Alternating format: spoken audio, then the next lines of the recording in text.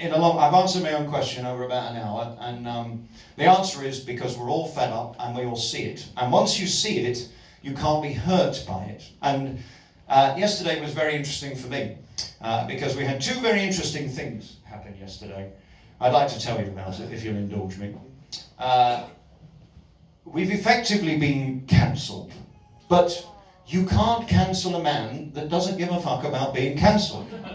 Jimmy Carr, I met Jimmy Carr a couple of times. He's very strange looking, not as strange as Charlie Mullins, but he's strange looking. He's had a lot of surgery in the hair and all that. But the advice that I got years ago from Joan Rivers was never apologise, because if you apologise, you're fucked, you're finished. They'll wipe you out because you've shown weakness. So I never apologise for anything. Not because I'm afraid of apologising. The reason is I don't say anything I don't mean. So when you're offended by anything I say, I always say, well, that's your problem. I don't mean to offend you. I haven't wanted to offend anybody in this audience this afternoon, and I can honestly say from the bottom of my heart, if anybody in here, if any single person in here this afternoon is offended, I couldn't give a fuck.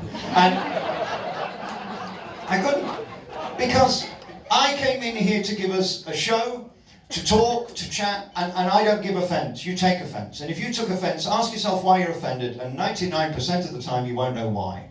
And now the game is to find offence to cancel people, and that's fun.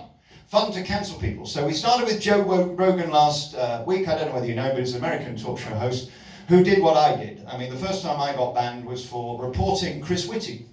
I quoted Chris Whitty, and they said, you've misquoted, misinformation, you're off for 2 weeks.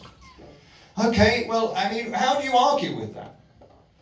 Then last week I did this thing, as I told you, with Dan Wood, and he also covered it in Farage, the 17,300 people who have died without a pre-existing condition. And the fact hunters were very upset. So they wrote an article saying, Alex Belfield, the comedian. Well, thank you for that, that's very useful. I'm a fucking comedian, therefore don't take me seriously. I mean, you can't have it both ways. If they'd have said Alex Belfield, the rocket scientist, I think we'd all have something to worry about. Alex Belfield, the comedian, said that only 17,300 people died. Okay, fine. Then apparently they wrote to Tarquin, my producer, who, and I don't read any of the emails, fuck it, I'm not interested in any of that stuff. I said, don't send it me unless I have to reply, or unless it's one of you lot that I want to hear from. I don't want to know from journalists, I don't do interviews, I can't win. If I do an interview, they're going to say, you're racist, aren't you? How do you prove you're not? I can't prove I'm not racist, I can't prove it. I know I'm not. I know I'm not. I don't have to prove it, and I'm not willing to prove it. So anyway, this woman wrote, and then she wrote again. And I'll read you this because it's really interesting. The tone is fascinating and the email is amazing. Her name is Bethany Davis.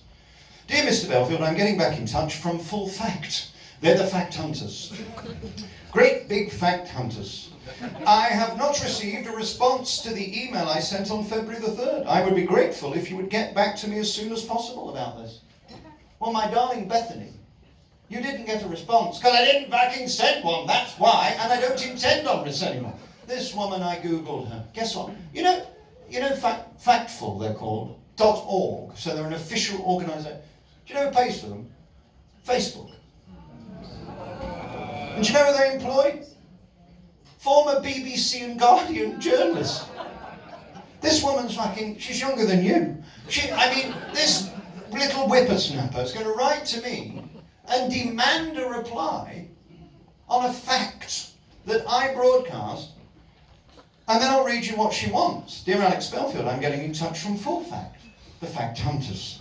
The UK independent fact-checking organisation. How the fuck can you be independent if you're paid for by Zuckerberg and backing Facebook and have journalists from The Guardian? You can't be independent. And relax. I wanted to make you aware that you have published a fact-check claim on YouTube, and we're going to look into it. During a video, you claimed 3 times that 17,500 people have died of COVID-19. This is not true. Well, it's a misquote. I didn't say that. I said exactly, with no pre-existing condition. And I'm not in denial of anything. I'm in favour of facts. I'm not in denial. Okay. We believe you're referring to the FOI. It was an FOI of Freedom of Information, which is from the ONS, the government's own facts, that she's now saying aren't facts. This represents only a small fraction of the total number of people who died of COVID. because most of them did have pre-existing conditions. So you're fucking agreeing with me then? The ONS itself said that they're claiming only 700 people died, blah, blah, blah, blah, blah, blah. Okay. It is important that the public have accurate information in relation to deaths caused by COVID. Well, why is it really? Actually, if you think about it, it really is irrelevant. I mean, they're already dead, and we've already finished. So what is this woman's agenda? The week that the whole thing's over, she's now writing to me to correct a figure that's true, given by the government, that she doesn't like because it doesn't fit the narrative of who? Who is she to tell me? I would be grateful if you would let me know that you have received this email, as we plan to take this matter up with YouTube. If there is no reply from you in the next few days. Well, I think that's a threat. I think that's blackmail. She's saying if I don't play her game, she's going to bring me down. Then yesterday, even more interestingly, I then get an email from a man called Ben Ellery at the Times. Dear Alex, I'm offering you the opportunity to comment on a story we're intending to publish tomorrow, which is today. The story will report the findings of an investigation by the Times with reference to your YouTube videos. Campaigners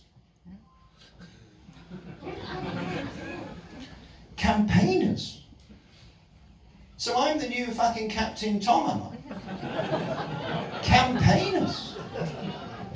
Is campaigners the same as witch hunters? Campaigners have expressed common concern that one video of yours helped fuel the ambush of Sir Keir Starmer this week.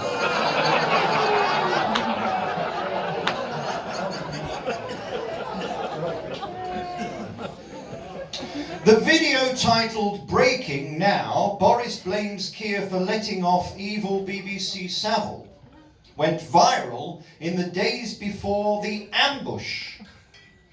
The Centre for Countering Digital Hate has expressed concerns about this video. I clicked that video and I thought, what did I say? Now, I gotta be honest with you. I don't worry, and I'll tell you why.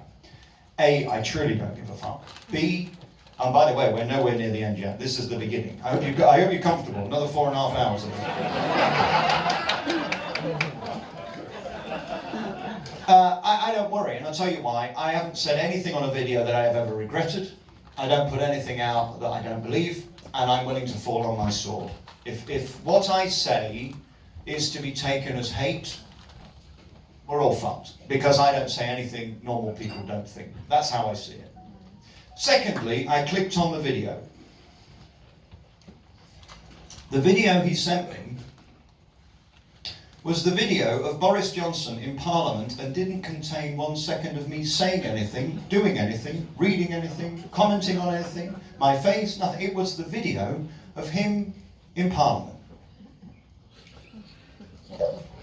So I wrote back to Mr. Ben. I did reply to this one.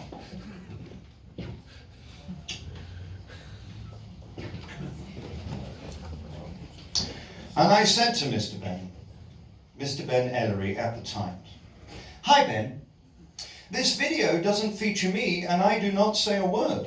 This will make a brilliant libel case with my lawyer Henry Brandman should you wish to proceed.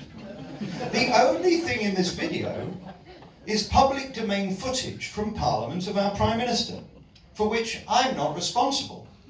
He is, after all, the Prime Minister. I added none of my own comment at all, despite your claim. If you'd have clicked the video, you may have noticed.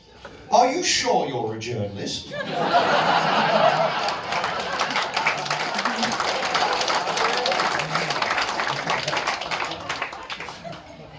I won't comment on this, as I didn't comment on that.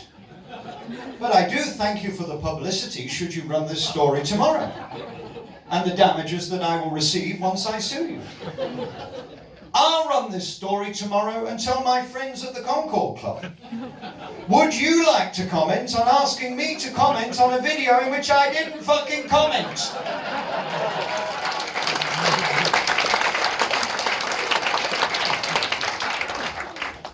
Get gets a bit worse.